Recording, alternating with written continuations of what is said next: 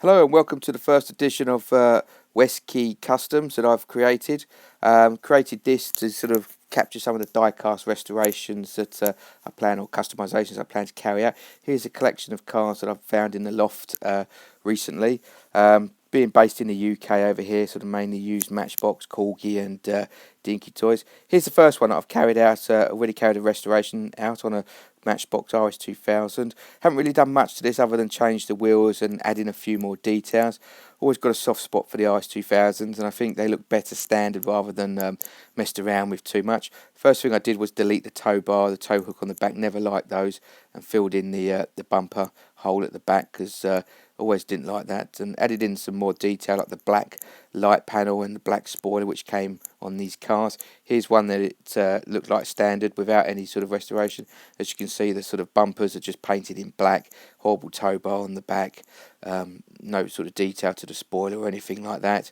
So what I did on this one, obviously painted the interior black, which is sort of the colour they came in, black or chocolate brown. Added some wheels that were actually correct for the car when they came out. Added a stripe down the side and painted in the lower part of the bumper, the valance, which is always body colour on these cars, which looks so much better.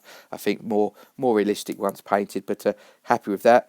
Here are the other ones that I've found in the loft recently for cars that I've collected over the years. I'm planning to do some restoration customisation too. So they're all Corgi and Dinky cars and a few Matchbox cars there.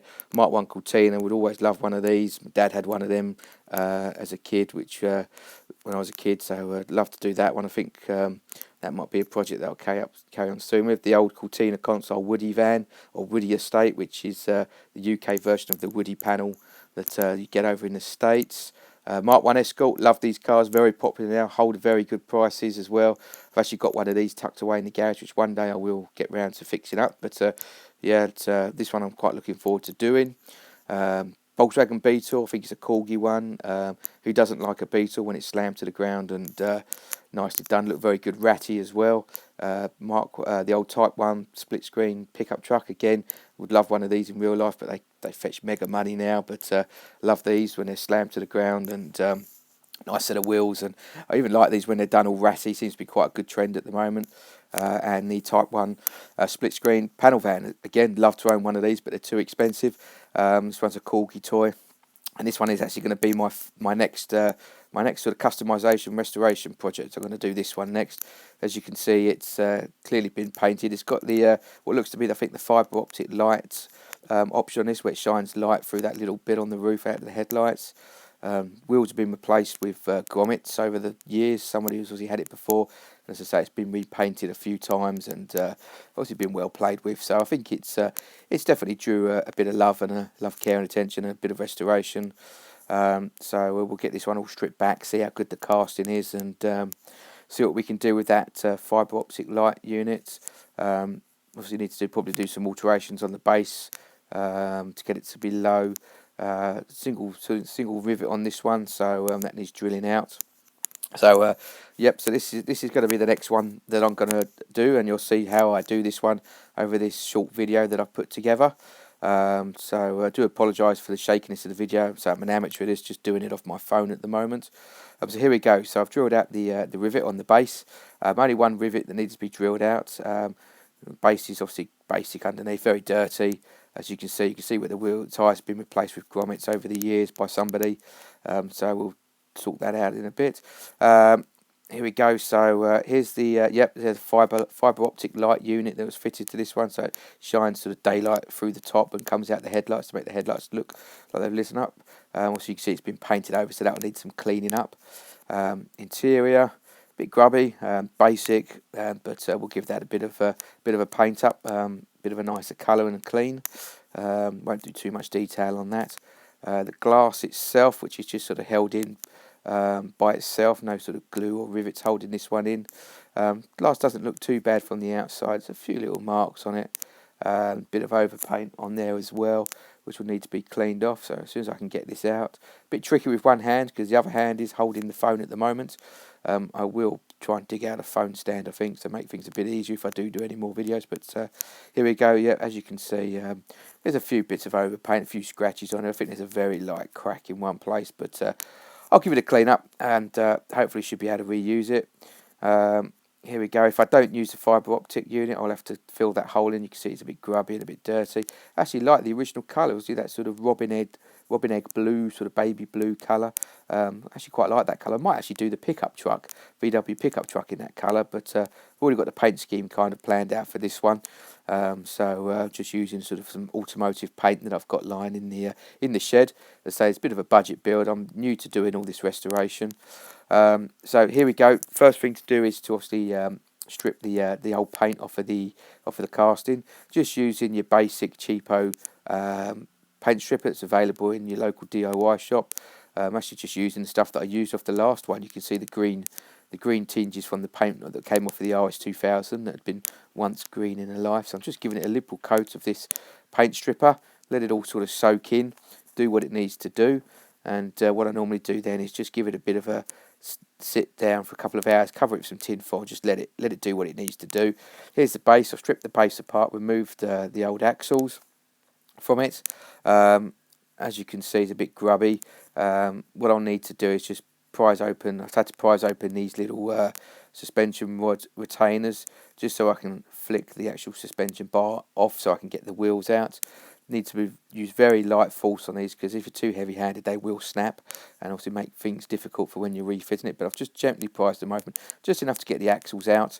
So we need to do a bit of cleaning up and a bit of changing of the modification. Here you can see the old wheels, not going to be using those, and you can see the tyres at some point in its life being replaced with grommets.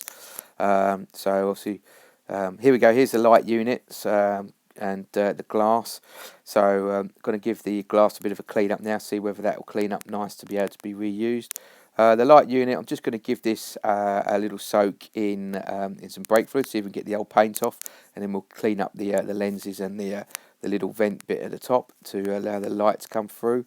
The glass, I'm just going to give, here's the interior, giving the interior a bit of a clean up in some soapy water. It's come out quite nice, but I'll give it a bit of a paint to make it a bit of a nicer colour as I add a bit of detail to it later on. The glass, I'm just going to give the glass a bit of a wet sand now, see if we can get all of those scratches out. Here we go, giving it a wet sand, also giving it a bit of a polish with some metal polish, and then a bit of a polish with some just normal automotive body polish. Yeah, I'm quite happy how it's come out. It's a few little marks, but it's okay for this one. The base, what I need to do now on the base is spend some time on this, getting it adjusted to suit the stance. I'm going to have to grind off these kind of support, these strengthening ribs off the bottom, because they'll be the first things that will hit the floor when the stance of the van is lowered. So I need to grind those down flat just to give it that sort of extra little depth, extra bit of room to make it lower. Here we go. I've given the die cast, the casting a bit of a go over some wire wool just to get rid of all the residue from the paint stripper. I've lowered the stance and added the wheels on the base plate and just put it together for a bit of a trial run to see how it looks. Very happy with how it's come out. The stance is bang on how I want it to look. I'm actually tempted to leave it in bare metal, but I think it's going to be painted. Got a few markings, a few little dents on the roof that I need to take care of. I am going to have to fill over that hole in the roof because I'm not going to be able to use the light unit, because as you can see, when it's lowered, the actual base plate now protrudes through the headlight holes. So I'm going to have to blank off the headlights from behind, blank off the hole in the roof and fill over those and work something out to do with the headlights, because the base is now slightly lower to how it fits, just to get the stance nice and low to how we want it. Couldn't really lower the axles anymore because it will grind out on the bottom. The bottom will hit the floor. So a few little marks and bits and pieces on the die cast. Need to go over with a Dremel and a wire brush just to get the final paint residue off, and then we'll give it a go over some sandpaper and fill in any little holes ready for paint. Here we go. So now painted it. Just used automotive paint. At the moment it's just got the base coat, no clear coat on it. I've done it a gloss black and a metallic blue two-toned effect. Sprayed it black first and then masked off and sprayed the blue. Very happy how the line came out for the divide for two paint. Used the old Tamiya masking tape, which everyone seems to rate on YouTube videos. So I've used that and it's come out very well. No leakage. Filled over the hole in the roof, which I'm pleased it's come out very well. So it's just ready to sort of give it a clear coat with some final details now.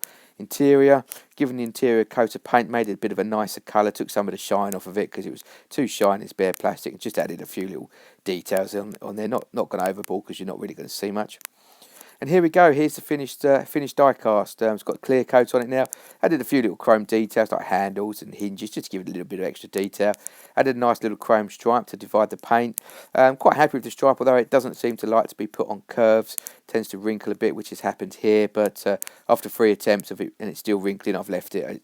It's good enough for me. So this is only the second one that I've done, and overall I'm happy with how it's come out. It's got the Porsche Fouche wheels that I've fitted to it, which look nice, and something that does get fitted to these vans.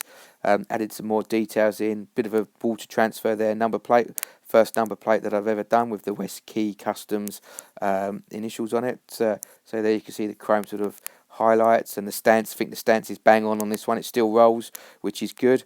Was thinking about doing the bumpers in chrome, but now I've seen them in black, I'm actually very happy with them, so we'll leave it as it is. Added some door mirrors that I made myself from paper clips and some scrap bits of plastic, and obviously fitted the headlights. I just cut off the original headlights and glued them in. So here we go. Very happy with how it's come out. Hope you enjoyed the video. So this is the first one that I've done, so it's a bit shaky. If people seem to like it, then I may well start videoing the other restoration customizations for the other ones that I've got lined up. Obviously, always listen to anybody's comments. Obviously, you know, everybody's got their own take on how they do things. Some might like it, some may say it needs to go back to stock. But for me, this is how I would love to own one. This is what I'd do if I did own one. Could never afford to do this in real life on a real one. So doing it on these die-casts is a perfect way for me to sort of do one that I've would always love to do. So thanks for watching, and hope to see you again soon. Many thanks. See you later.